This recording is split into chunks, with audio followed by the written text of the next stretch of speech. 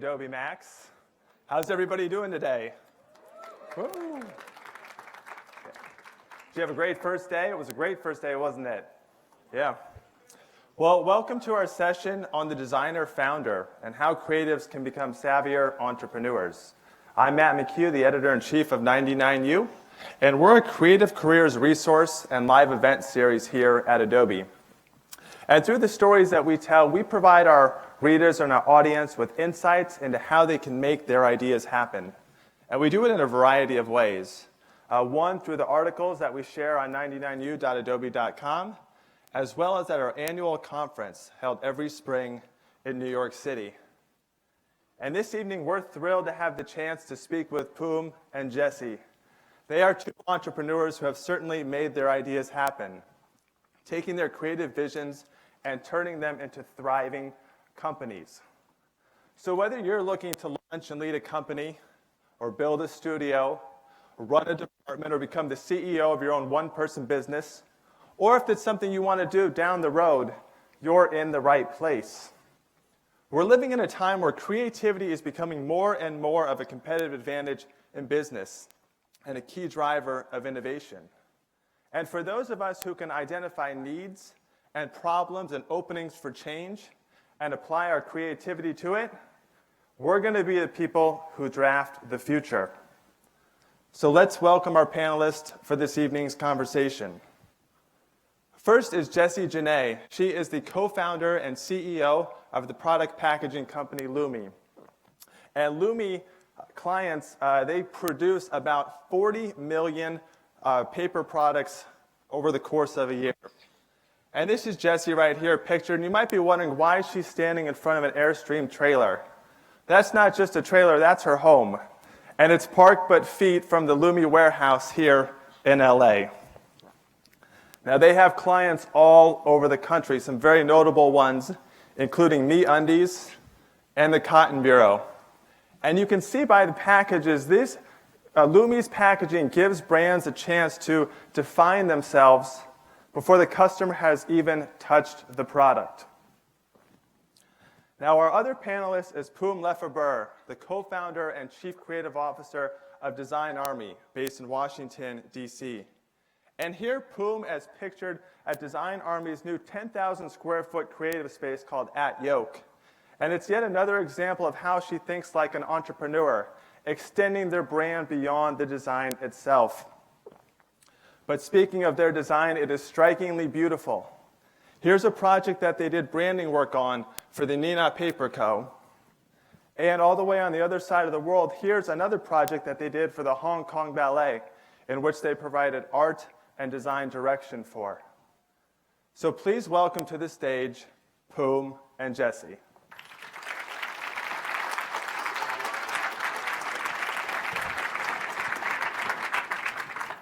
Which way? There we go. Just like a maze up here. Hi, guys. Hi there. We're adapting tonight. You can see we have this table over here, and we're going to be over here, but hopefully everybody can see and hear us just okay. All right, welcome to Max, both of you. It's both of your first Max. Yes, and we're thrilled to have you here. Awesome, thank you. I thought maybe we would start, Jesse, with you and ask a very important question, which is, how did you come to live in that trailer? Yeah, it's a good question. I've actually lived in it now for 2.5 years. Maybe around 2 years. And when I first moved in, like the first night I was in there, I was like, I think like even for me, I'm known for some extreme decision making. But the first night I slept in a parking lot behind my own office, I was like, even for me, this might be a bit much, you know? But then like I just adapted so quickly. So my inspiration for moving into it was like just that you learn a little bit more in life by making kind of weird decisions, and that just struck me as like I could do this. My lease had run up, and I was like I didn't really want to go get another apartment. That's kind of it. Like that was my thinking behind it at the time. It's going to go great in the book one day. It's going to make a good first chapter. Yeah. Well, both of you have great origin stories about how you started your companies, and maybe we can start there.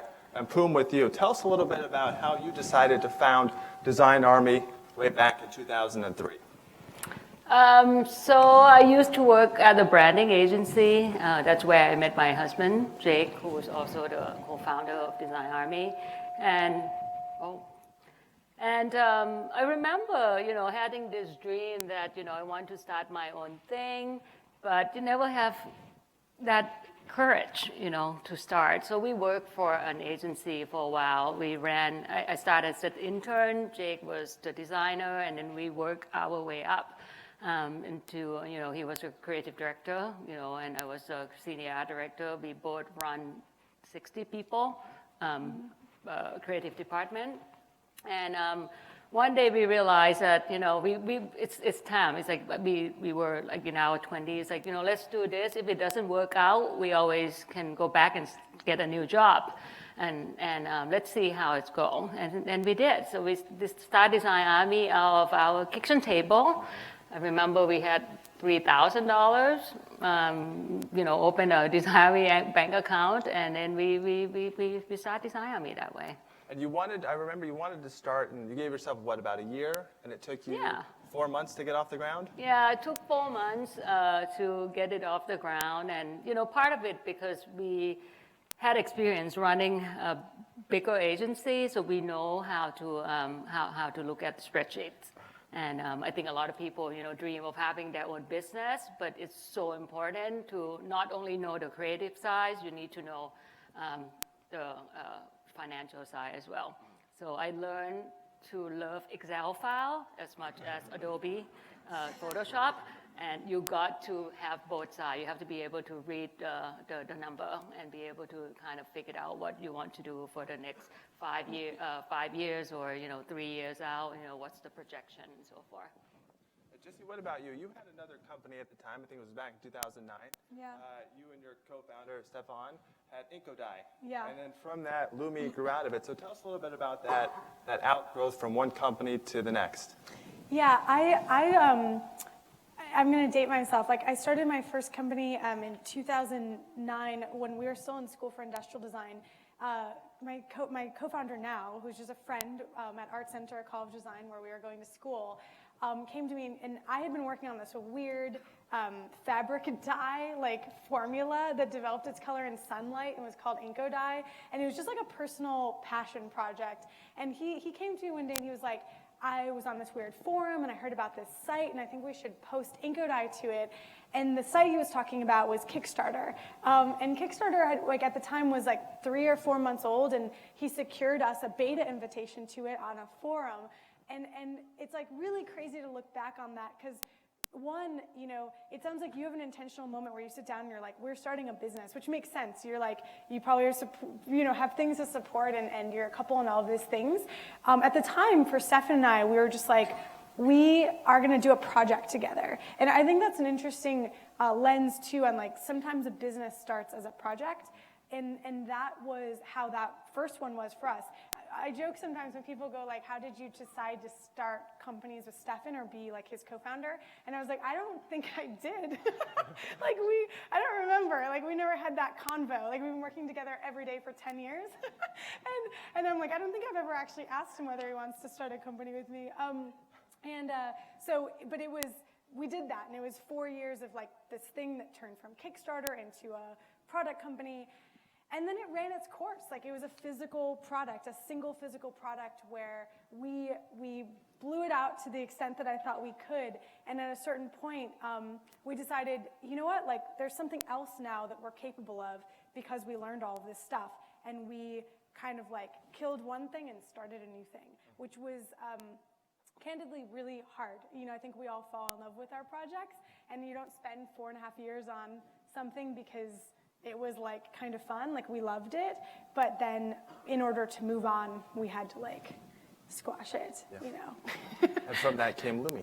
Yes, and from that came what I'm doing now, Lumi. So, everything is a sort of evolution. Something that I think about in that evolution is every time we came up against, I wonder if we're thinking big enough, we asked ourselves whether we could make a new tool instead of a product. So we made a product, this physical product that we had sold, and then along the course of making that product, we learned how to do packaging, how to do Kickstarters, how to market ourselves, and we had a design background. And so we learned, and I did this weird analysis, back to Pum's point about like Excel spreadsheets and stuff.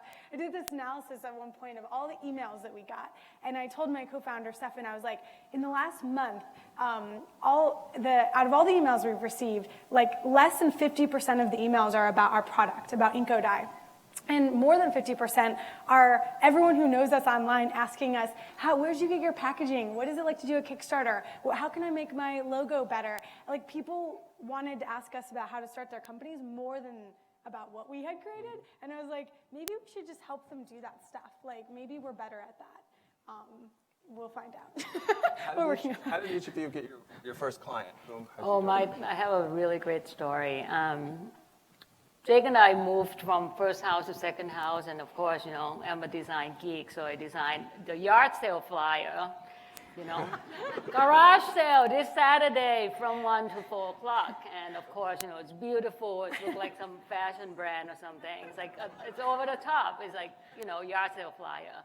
Put all over Washington, D.C., nearby. It's like, I'm going to decorate, have my own little store, in the garage. And then for sudden, it's like 3 o'clock. No one's going to come anymore. Let's clean it up. And then for sudden, this guy ran in and say, is this your house? Who did this flyer? I was like, I did. And he's like, I love it. I see it all the time. I was like, it's not for sale, but you're welcome to have it. And they're like, no, I'm starting my own company, and me and my partner are starting my own company, and consulting company. And I was like, okay, let's talk. So I found out that he was the right-hand man of President Clinton. He and his partner, so they worked at the White House for 8 years, and they know everybody in Washington, D.C. So that was our first client, Scott and Yandura Consulting.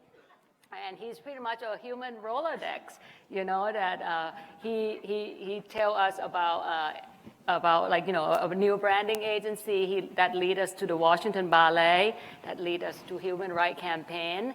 And, this is a lesson learned that it doesn't matter what the hell you do as long as you do it well, even though it's with a yard sale sign, do it beautifully, because you never know who is going to see that.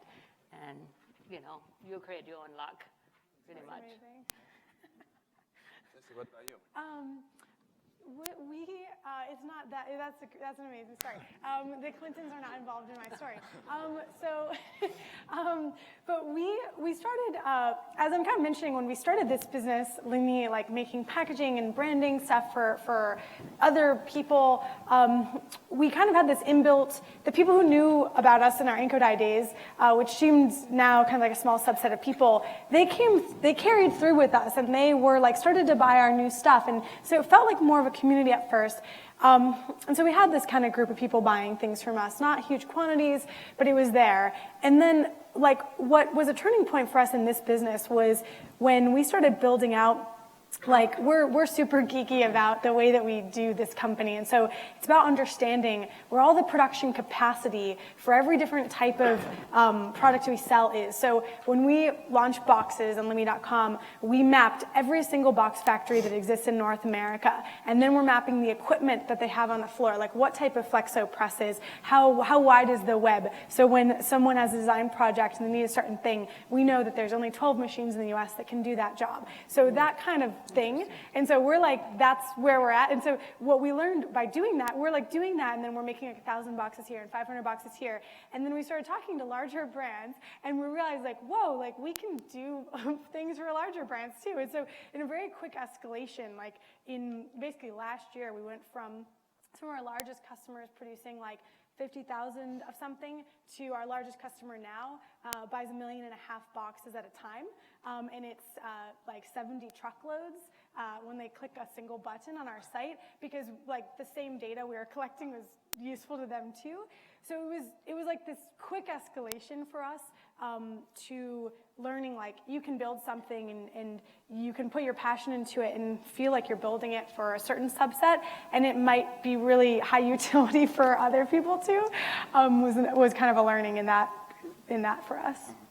And both of you, when you started your companies, had day jobs. When you were working for another studio, Jesse. Yeah. What advice would you give to people who are they have an idea, a side hustle, or maybe a full-fledged business idea about when is the time to make the leap to go into your second endeavor full-time? When you need sleep and can no longer do, a full-time job, and then no longer do, full-time job, coming home, work until 3 o'clock in the morning, sleep for a couple hours. I mean, when it's getting too much, you just know, I mean, for me, we had to build some client base, right? As well as, keep our full-time job. Jake quit the full-time job first, and then I follow afterward, because, we were married and one of us, need insurance, and we want to make sure we are okay in that front. You just know, when you start building your own clients but what's interesting about when we started Design Army, we did not have a website for a year. We did not want to put any work that we had done from previous agency, and not because of the work wasn't good, but the work, we want to create something else. We don't want to do a lot of corporate stuff. We want to do something for the art and entertainment industry, fashion, and our business is in Washington, and we want to make sure whatever we do is going to speak to the kind of client that we want.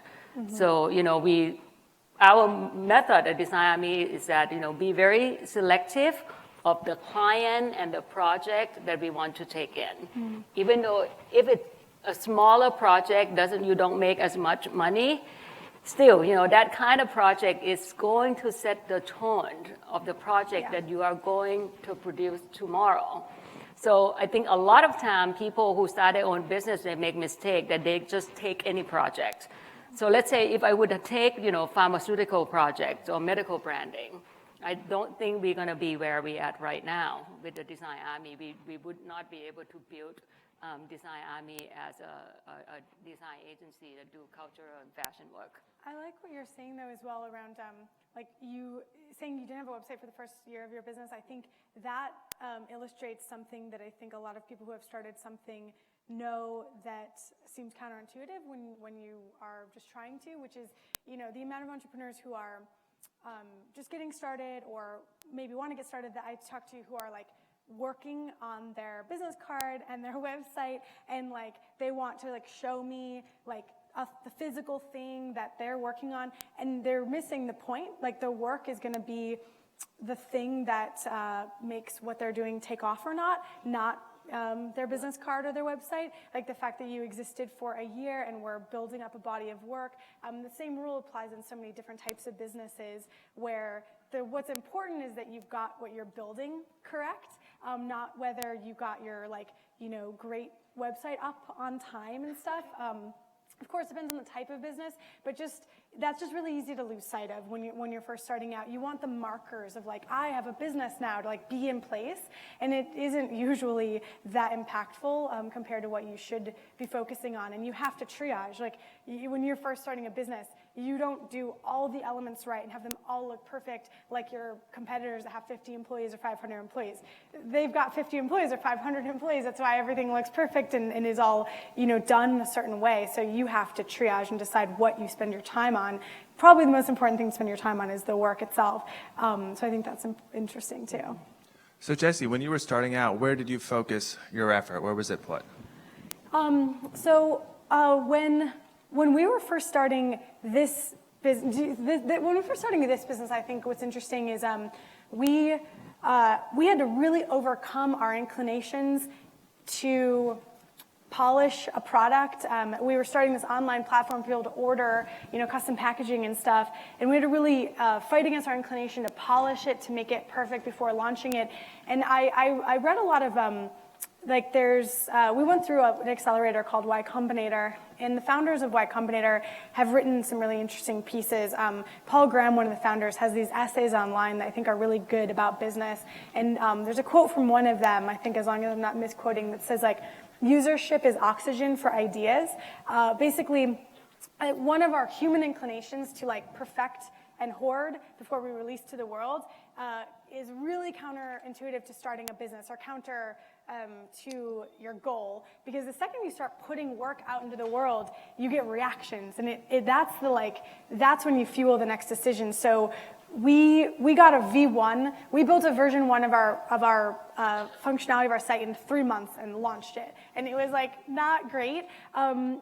But we learned really quickly what everyone actually wanted from us, and like 9 months later, we had something really cool. What about a mistake each of you made in that startup process? Is there something when you think back to that time that you wish you would have done differently? I mean, I think there's a million things all of us wish we had done differently in life and business. I don't know. But I think it is such a journey, though. Like, it's actually hard to play Monday morning quarterback on your own entrepreneurial career, especially if things start working. I think that something that I know, and I tell other people, but it's like I say it almost to you so that I remember, is you never wished you had waited on anything. Like, you never wish later, like, oh, you know what? Like, if I had waited another year on that idea, like, it would somehow have been better. You usually look back and regret, like, the waiting and the amount of time you spent, like ruminating over something. So I try to remember that and try to be decisive and remember that I usually look back and wish I had wasted less time, not more. I think a lot of people, very afraid of being a failure. And I think one thing that I always embrace failing. Yeah. I think failing is absolutely part of success. There is no way that you are going to create a successful agency without not learn anything from what you had done in the past. Just like, we all, let's say, imagine you want to learn how to ride a bicycle as a child. It's impossible to learn how to ride a bicycle and never fall off the bike. Yeah. That is part of the process, and you got to learn how to fall off the bike, and it's hurt, and you're gonna get up again, pick yourself up, and you're gonna ride some more, and then you're gonna fall off the bike 2-3 more times until you are getting good at it. My mom always told me, you have to work on your weakness until it becomes your strength, and that's something that I always tell myself, whatever I'm not good at, I'm gonna keep working on it until I get good at it. Yeah, I love that. Another thing that reminds me of that, this will maybe not be an analogy that relates at all to design stuff, but I'm from the Midwest, and my dad was really into baseball, and something that stuck with me was the mathematics of batting averages. So, the most incredible batting average of all time was like .366, I think, Ty Cobb. And that means that every time the greatest batter of all time stepped up to bat, 6.5 times out of 10, he missed. Like, he was the best batter of all time. And then a mediocre batting average is like .25 something, ish. And that also means the spread between absolute all-time greatness and complete mediocrity, at least in the MLB, is 1, 0.25 to 0.36. That's so similar. To start realizing in entrepreneurship that the people who are hitting it out of the park, to keep the analogy going, compared to the people who seem to be languishing, is this thin spread of difference of they just start getting things a little bit more right than everyone else because they're just practicing and I they're don't just doing. mediocre is something that I hate. I'd rather be the worst or the best. At least people remember if you run in a marathon and the first you run into the finish line, people remember, and then that loser at the end too. But something in between, no one remember. Same thing as as you try to, people is let's don't go too far. This is in the design too. You try to produce a piece of design, right? And, the client's oh, you got to stay in the middle, don't go too far or don't go too much. But I'm like, client, first of all, if you try to walk across the road, right? And then you stop and you stand in the middle of the damn road, you get run over both ways. It doesn't work, either go this way or this way. Be the best or be the worst. And be proud of it, don't be in the middle. Not good. I love that.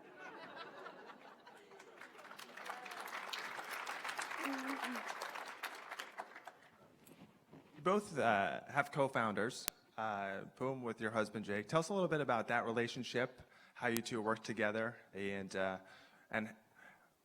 also how, when you go through challenging times, how you continue to work together. It's terrible. No, I'm just kidding. We met at our previous job, so we always had this working relationship. But I mean, I think you have a partner too, Yeah. right? Mm-hmm. Start a business is really important to have partner because one person has to kind of be in charge of the business side, and the other one in charge of the creative side. And even though I learned how to love Excel file, I still, we need to separate that. You in charge of the business, I'm in charge of creative, so we don't fight over. Especially, now we married as well.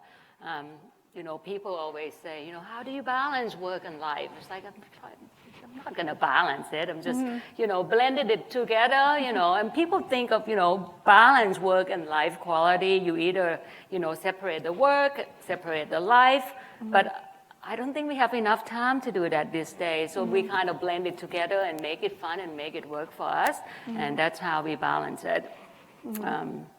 I don't think I answered your question, but okay, let's go to Jeff. No, I think I completely agree on the work-life balance. But I think that's also, I'm willing to admit that's kind of that's something that I get to say I enjoy the blend because I also enjoy what I do. It's like and that doesn't mean it's like some blissful experience. It is really a challenge, but I got to choose it, and so I really I throw all the time kind of into the hopper, so to speak.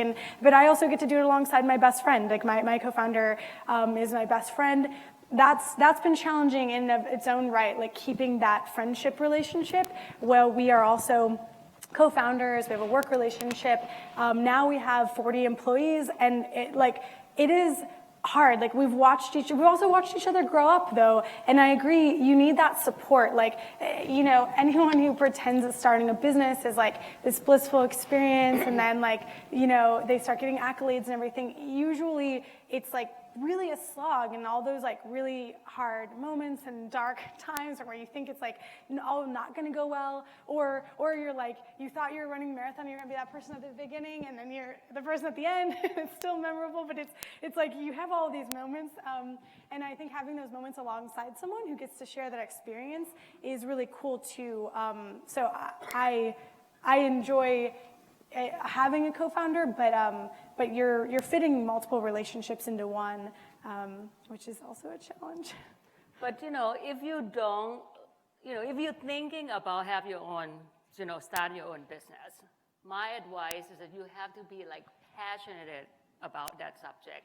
Yep. You have to love it so much that that's something that you can do 24/7, because having your own business is never stop. Mm-hmm. It just doesn't stop. That it's a little bit crazy because when you have your own business, you cannot be fired, but at the same time, you cannot stop either. Mm-hmm. So you always have to innovate all the time, and always think about what is for us next year, what it is 3 years from now, because the minute you stop, the whole place is going to fall apart. Yeah. And it's your job to be absolutely passionate about it, and 24/7. It's not, you're not going to put 40 hours a week. You're not going to put 80 hours a week. You're going to put 24/7, 7 days a week for the rest of your life until your company is, in business, and you got to be ready for that. I mean, one thing that I possibly regret you asked about me is nothing about the business at all. I mean, I had a daughter. I have a daughter. She's 13, and I remember our weekends, try to build Design Army. We pull the 5-year-old little Sophie to go to photo shoot with us on the weekend. That kind of thing. So there's a lot of sacrifice that you're going to have to make some decision if this is something that you really want to do. If you are not ready to commit it 24/7, I think it's better to have a full-time job, very high pay, high earning, and, grow that way. You don't have to be an entrepreneur to be successful. Yeah. But if you want it and have the drive, you can be successful, and you have to be ready for it. And I read that sometimes you'll work a full day, you'll come home with your family, and then starting at 9 or 10 o'clock at night, you'll take calls with your Asian clients.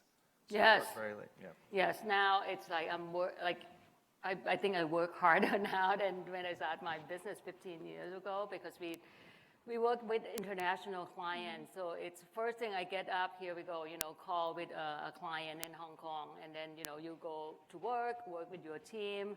And then in the evening, here we go again at 9 o'clock. There's another client in Bangkok. So it doesn't stop, like doing production, we now doing a Skype call with a production company in Paris, clients in Bangkok, the other one's in Amsterdam. I mean, the world has become so small now that it doesn't matter, where you at, the client will find you and expect you to work 24/7. You want a coffee? No, you're gonna talk to me first, that's how the client operates. It's true. It's a bit different in our world. Like most of our brands are U.S. based, but they have offices all over the world. And then we also produce packaging globally. So yeah, I'm sure you guys have heard that phrase, like it's 5 o'clock somewhere when someone's like grabbing a beer or something. Like I always talk about how it's like it's always 9 o'clock somewhere, 9 a.m. Like it's like that's like even more stressful to me. Like every time you think you could turn off, it's like someone's waking up and it's like needs information from you. So yeah.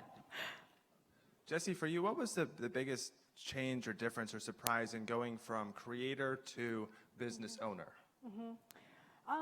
I think I have always viewed business as a kind of vehicle for design work.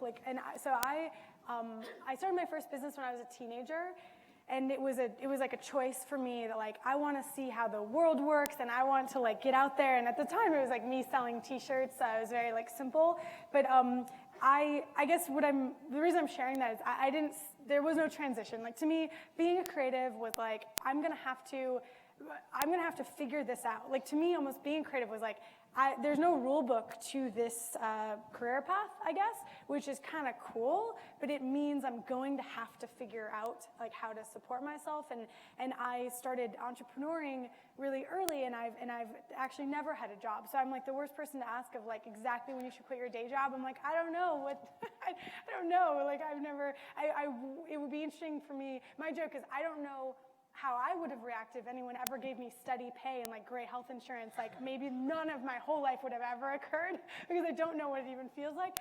So it's kind of this one amorphous thing. But back to like work-life balance, like it's I think we're all out there trying to get our work out into the world, and sometimes it takes the form of a project, sometimes it takes the form of a business. It's just, to me, it feels like one big effort to like take things we created and get them out there, and it's less like distinct. So when I had to transition myself from a graphic designer or art director at the time to a business owner, I had to change my mindset completely. I told myself, Pum, you are no longer a designer. You are now a coach, a cheerleader, and a plumber. Okay, so I have 3 roles at Design Army. 1, I'm a coach because I need to make sure that I create this strategic plan for the company, and we need to know exactly where we want to take our company to, and make sure that I mentor all my designers to, clone myself in a way, to make sure that the teams know how to produce Design Army level of work.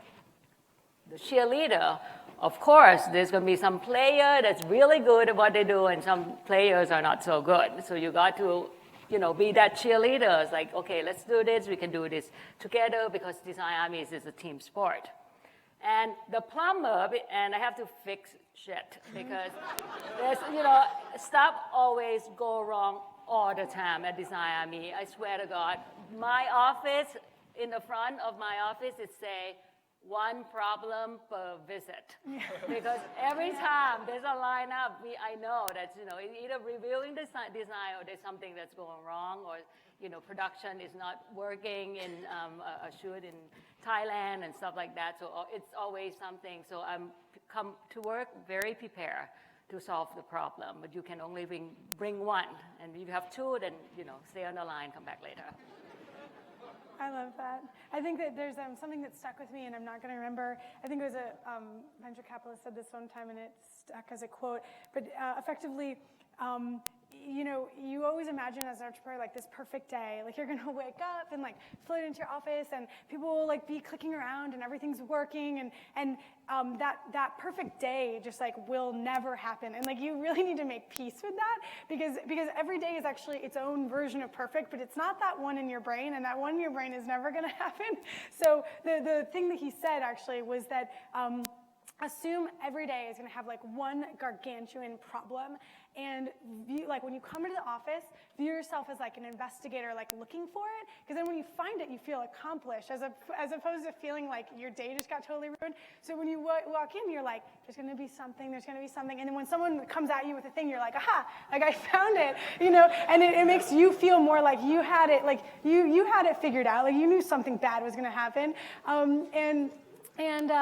so it's just a mindset switch, right? Like you're mentioning, like you completely flip over into like you need to assume that, and statistics, the law of statistics like comes into play. I've learned this by having more and more employees, and 40 is not even kind of a lot in the world of business, but with 40 people, like law of statistics is kind of like on any given day, there's like someone in their family sick, or there's a funeral, or that a dog is injured for some reason. I don't know, dogs live crazy lives. So you like in any given day, there's like something happening with everyone. And when I think when you're an employee at a company, and again, this is maybe as guesswork on my part, it doesn't come across that way. Like, you know your issues, and then you know what maybe is happening at the company, but when you're running the company, like, you know that, like, it's awful things sometimes, like someone's wife has cancer, or someone's, dog has a broken nail, like, so, but you also have to deal with that. Like, you walk in a day, and one person sits down and says, like, I think my wife has cancer. You're dealing with that situation, and you're dealing with something like a production issue, like 1 million boxes are delayed, and then someone else sits down with you and goes like, my dog has a broken nail, and you're kind of like, you kind of want to like say, whoa, like this is not on the same page with like the other things I'm dealing with, but you need to be respectful and go like, okay, all right, let's deal with that, So that kind of composure is something else, candidly, I would say, is like, has been hard for me, where you have to treat each situation equally, even when the situations are not equal. Now, let's talk about the money aspect of this for a second. Jesse, you've taken outside capital. Pum, you've funded your own company. Walk us through the decisions that each of you made to do that, and if you could give us any insight into why you did it, numbers, anything like that, to help us better understand how you funded your companies. At Design, of course, we start our business organically, and the only funding that we receive is from the bank because we want to own a piece of real estate at Design. I hate to pay rent, and we thought, it would be kind of cool to just, not only own a business, but own a real estate that, so we don't pay rents and reduce the cost of the every month of the expense. So we saved up and we bought our building in Washington, D.C. I remember, it was a little bit too big when we first started. And then, we have total of 5 floors in the Capitol Hill, Washington, D.C. And the first 2 floors, we were renting out the space for furniture store. So that furniture store paying Design Army rent, so we can use that rent to, operate our company. And now we end up growing, and we took the whole building. And the same thing, we start another business called At Yoke, which is a 10,000 square foot big facility for photo shoot and event space. And we take a loan from the bank as well in order to build this place, so we can do the production here in DC. So grow the business from the design studio, design agency into production as well. And is the idea with At Yoke then to use the rent to fund the business? Fund the payment of the space? That's a little bit of a separate business. It's kind of like a sister company in a way, because we do so much production, and we go to, usually I go to New York and do a big photo shoot. But I thought, we don't have that New York facility here in DC. What's a great opportunity to create something that's as cool as New York, London, or Tokyo, big facility that we can be the first one, in the city, and then we did. And Ad Yoga is opening next month, so we'll see how it's going. But it's all about, be able to spot potential of what's not there and find a way to make it happen. You have got to create your own promised land if you want to do something. I love that. And I think being creative with, real estate rent, like keeping operational costs as low as you can, gives you the freedom to run your business the way you want to. So and I think that applies both personally to both personal and professional. So I mean, you're talking. I live in an Airstream trailer right now, so I'm a little biased in that one regard. But I think it is interesting though to consider. Like the lower you can keep your kind of core costs, the more optionality you have. So optionality is a lot of times what you're seeking in business is like the ability to maneuver quickly when you want to, as opposed to being like locked in. And that's oftentimes the key competitive element you have against your big entrenched competitors too, is like they can't just like move, really quickly or et cetera. They've got locked in things. My fundraising kind of journey and stuff is very varied.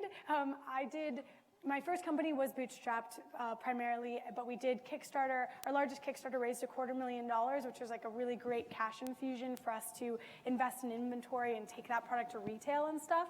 But we did some banking as well, like taking loans from banks and stuff to make it all work. And we grew a profitable business. And at the height of that business, we were about 12 people. I'm really proud of that. I know how hard it is to grow linearly and to operate that way. In this business, we went through an accelerator called Y Combinator up in the Bay Area. They give you, I think, $120K, and they take a chunk of your company, a small piece, and then the assumed path is basically venture capital. We learned a ton from that experience. The industry we're in now, like technically packaging, is this really large industry where you have the potential to grow a really large business. There's no guarantees, but you have that potential. So for this business, it did make more sense to try to escalate growth and raise money. Raising money is a way of escalating growth. Like it is not, there's no quick fixes out there. Like when you take money from someone, you owe it back. And if you take it from venture capitalists, you owe it back in multiples, not with interest. So a bank loan of $1 million, you might owe, depending on your terms, you might owe $1 million and, $1.1 million back, let's say 10%. If you take $1 million from a venture capitalist, you owe $3 million back. If you're decent, you owe $10 million or $20 million back if you generate incredible returns. It's all via equity and potential sales of companies later, so it feels far off. But I'm just making a point that nothing is cheap or free like in the world of business. So you have to make that choice very considerately and deliberately. Make sure that's a path you even want for yourself. Which, lead to, the growth strategy. So let's say you start the business by yourself as a freelancer and you have your own, LLC or incorporated. You have to make the decision, you want to grow from 1 to 10 or 1 to 20 or 1 to 100, right? And there's, you need to be comfortable, with, and don't feel like, oh, I want to build, a new company, Design has to be 100 people, and it's going to be, so in order to compete with other agencies, we have to be 100 people. No, not really. You can be, 30 people, and you can compete with a 300 people company. Because what's good about it is that we are in creative business, so your work has to be good. It's not about the size. It's not about how many people work there, but the thing that you created has to be good. And that's just keep in mind grow potential. Like don't try to follow the trends or dream of something or create something too big that you can handle. You only know how much you can handle. Yeah, I completely agree, and I think something that is under discussed sometimes about entrepreneurship is there's a lot of assumptions people make when they give advice and they talk like that everyone wants a certain path, but in fact there's no rules, and something that is very under discussed is what kind of a life and lifestyle and like how much control you want to have as an individual starting a business, because each path has very specific potential outcomes and choices. And so, I know that by taking venture capital at this point, we've done a seed round and a Series A, that we are on a specific path. I'm very self-aware about that. I am enjoying that path, but you don't want to start on any particular path because a friend thought it was a good idea, or you read a blog post online. Like there's no rules. You can compete at a world-class level in many industries without being a certain size. There are no rules. So the quicker you realize that actually about business, the more you can select like what you actually want for yourself. But that's under discussed, I think. This has been great. Let's open up to audience questions. If anybody has a question, we're going to have 2 microphones up here. You can come to the middle, please, and you can ask the question in the microphone. Cocktail is coming soon, you guys. Just hang out for a little bit.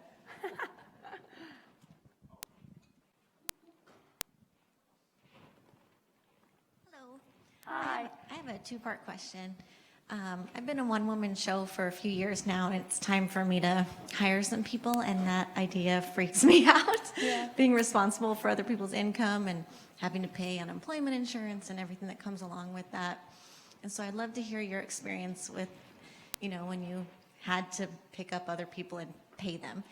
And the other part is I'd love to hear how you strategize your 5-year plan, because I don't even know where to start. That's a great one. Do you want to talk about hiring your first people? Sure. So the first hire is probably the most important hire, I think. As you want to start your new graphic design firm or ad agency or whatever, you want to make sure you get the right person on the bus. I'm calling it, Design Army bus.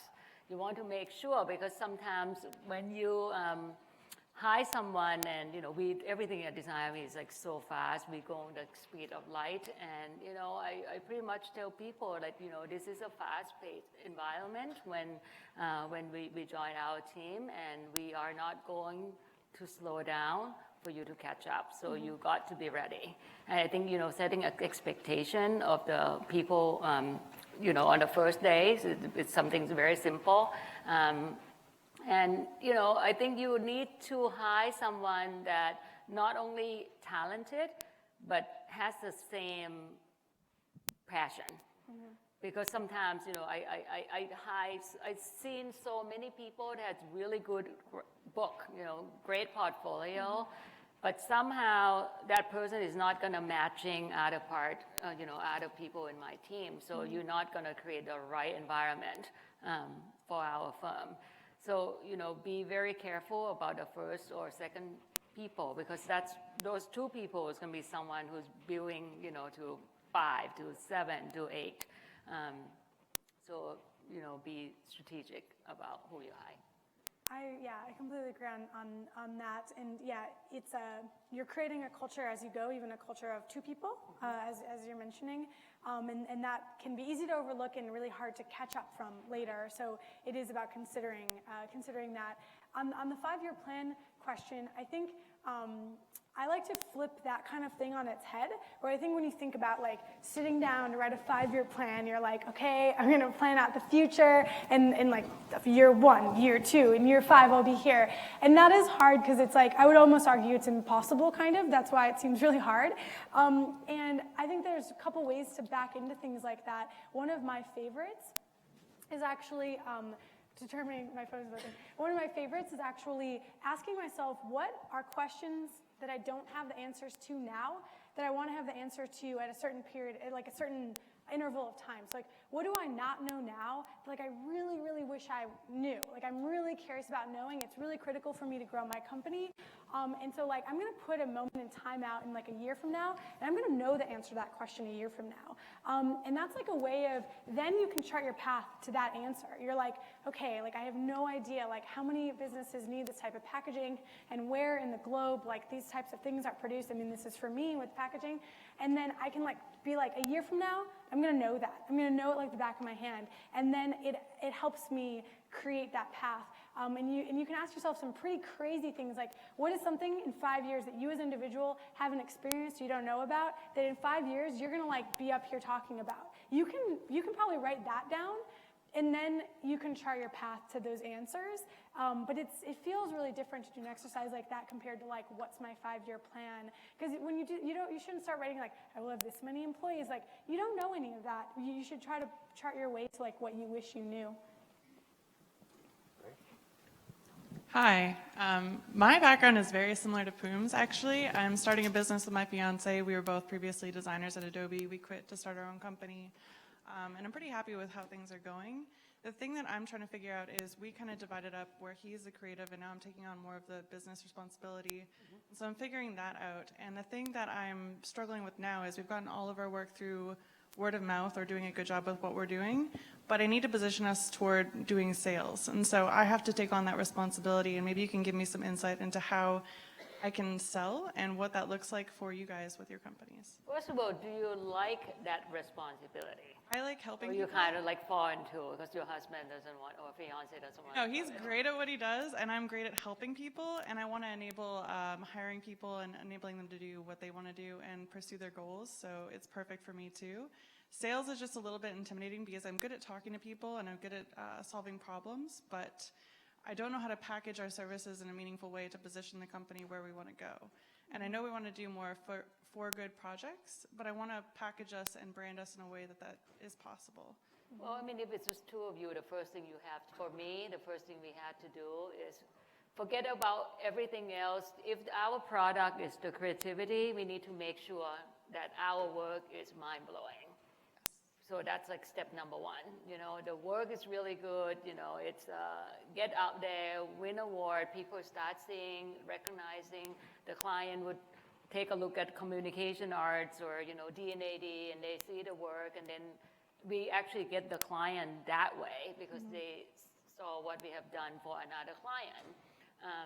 You know, in terms of sales, I mean, we have been lucky that our strategy is, you know, focus on the work. Don't worry about PR or talk about how amazing you are, because none of that is matter if your work is crap. As a design firm, you know, you focus on your product and get that going, and then, you know, the client will come. I mean, that's how it's been working. I'm just kind of second-guessing myself where I feel like I need to learn sales, but maybe that's not true for But, you know, you can talk, you know, find a mentor is also very important. You know, something like we sat as a graphic design studio, and now we are a hybrid agency. We do advertising too. So I start, you know, making friends with people in advertising, learn how, you know, ad agencies pitching, you know, a big client, you know, find a mentor. Maybe, you know, tell yourself, here's the 5 people that I would like to know. You know, make a list, 5 or 10 people. Let's ask yourself, you know, if you can do a dinner for 10 of your favorite people that you dream, you know, to invite to your home, who are they? Write them an email. You know, the worst that they can do is ignore your email, or some of them, you know, one of them might get back to you. Be like, okay, let's meet for coffee, or I'll do a quick call with you for 15 minutes. All you have to do is ask.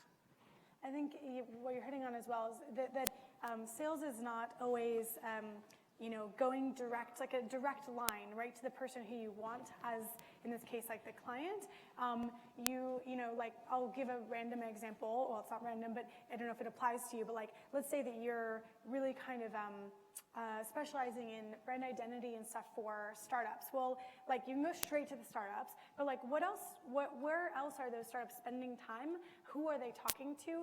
An example in my head is like they're talking to venture capitalists. Like, well, a lot of smaller venture capitalist firms, like these are 1 or 2 people, 2-person firms. Maybe have coffees with them, like because they're meeting with 40 startups a week. That's their job, like literally. So you think of adjacencies where you, instead of you doing the selling, like making known to like small VC firms that you love doing startup identities means that there's 40 chances a week that person might tell someone, oh, like, you know what, I just met someone who could help with their identity. So it's an example of like, think of who else, your potential client pool that you really want, like where are they spending their time, who are they interacting with, because maybe sales is an adjacency. Thank you. I think we have time for one more question over here. I have to hold the mic. Okay. Let me see. I guess to piggyback off that question. So are you saying that like the strongest or most effective way to market is word of mouth, was kind of concentrating on your product and making sure it's the best that it can be? Do you feel that that's the most, effective marketing strategy for an entrepreneur? It depends on what you want to do. For us, I mean, we in the past, we hire a new business person, and, he brings some of the business, but, end up, it's not the kind of business that we want to do. It's not the kind of, their job is to bring new business. But, okay, it can be, identity for a pharmaceutical company or identity for something that we are not really want to do it, and you end up have to take the project. So we end up, that hire is not working out because, yes, he bring new business, but not the kind of business that's going to set foundation for our, to land in a bigger client. Yeah. So that's why, the word of mouth. So what we have been building our agencies based on, one client is telling another client. And this client left the company and went to another, get a bigger role as a marketing director somewhere, and then we got more project that way, and it's just very organic for us. And I think if we want to grow to 200 people, we would have a new strategy. But like right now, I'm good. We are small and boutique. We create good work. But once Sophie is going to college, it might be another story. So we'll see. I think so.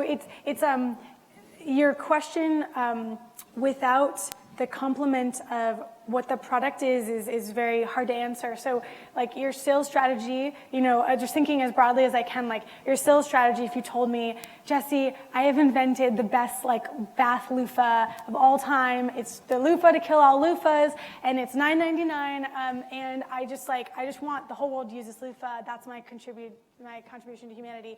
I would be like, okay, there's a sales strategy for like a product that costs $10 that probably like should sell online, and then when you are doing potentially agency work that can be very high price, then I think the higher price the product, the more word of mouth and networking really fills in the gaps. When you have a $9.99 loofah, you're not networking yourself to success. You need a different strategy. So I think like thinking about the product is really important. This product still has to be great, whether it's a loofah or it is like creative work that could change culture. Got to be great, right? So I think that's like the constant, and then considering your strategy based on that. The other thing that Pum just mentioned that is completely critical is there's no magical salesperson who solves your problems. Yeah. Because they can only sell what you've created. The adage in startups a lot of times is if the founder can't sell the product, no one can. So no matter what you're selling, whether it is the loofah or creative work, you need to be the advocate who goes out and tries to make those really early sales, because what you will learn from that process will be the seed of your sales strategy for whoever you hire. But it's also, very important. A lot of people want to start their own agency, right, own company. There's a product part and there's a brand part, and they both equally important. For me, when we build Design Army, I always tell myself, don't think about, we are just the only service agency to the client. What is the Design Army brand? What is the DNA of the brand? What does it look like? What does it smell like? So when you think of like Apple, we have a vision of this beautiful white space when we go to the retail store, or the product is a certain way. So you want to create the product, but also the brand and the vibe too.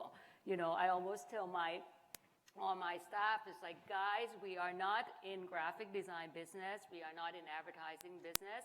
We are in hospitality business. And it's a little bit like this. You know, when the client come to us, it's like someone come to a restaurant. It doesn't matter how yummy the food is, you know, like the food can be the most yummy thing, right? But if the service is horrible, the food come in late, and if the client asks for, you know, medium rare, but you give a medium well, I'm pretty sure they're gonna be gone. So we are in the hospitality business, and you know, our brand, you know, from every touch points, from the way you greeting the client, the way you serve the client, out to the decor, you know, what is our office look like, is the brand DNA that we created. So, you know, there's a product part and there's a brand part. That's equally important. That's a great way to think about it. We're in the hospitality business. Yes. Yes. Well, thank you very much for coming to our session. We have to wrap it up, but we just want to say thank you for attending, and thanks to Pum and Jesse for sharing their thoughts.